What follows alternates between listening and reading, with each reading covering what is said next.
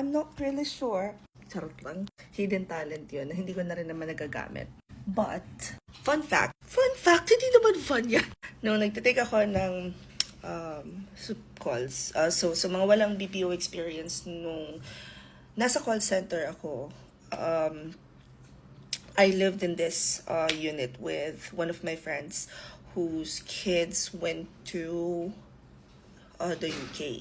Ito rin yung time pala na nauso yung yung batang tumawag sa parang 911 call ata yun. Yung, I want you to bomb my school place, ganon. Tuwan-tuwa ako lagi kung pinakikinggan. I think isa sa mga talent ng mga taga Quezon. Feeling ko lang ha, syempre alam nyo naman.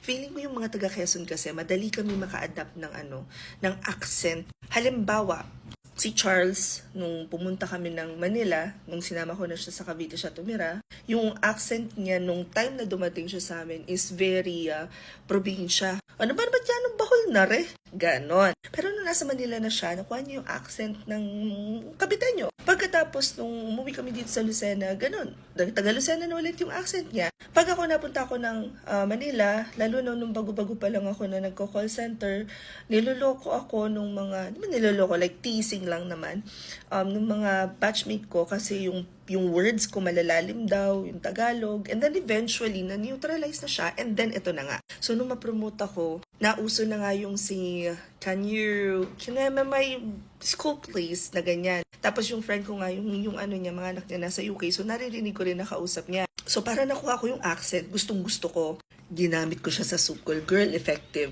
Like, pagkuha ko pa lang ng soup call, parang iba na yung parang nagiging tone ng kausap. Bigla sila nagugulat. Ay, minsan kasi, kapag, alam mo yun, si Papski, minsan sinasabihan niya ako na, masyadong matigas masyadong mayuki, masyadong mabrit yung accent. So, i-minimize ko daw. Minsan inisip ko na masyadong trying hard, so hindi ko na rin siya ginagamit. Tapos nung nag-work from home ako, hindi ko na siya masyadong parang nakukuha, nahuhugot until ito na nga, ito sa yung kinumenta niya, isang high-ticket client ko to, yung accent niya, ayun na naman. So, nung kausap ko siya, every time na mag-meeting kami, lumalabas na naman kasi ang ganda-ganda ng accent. Ako lang ba yung ganung nakaka-adapt ng accent?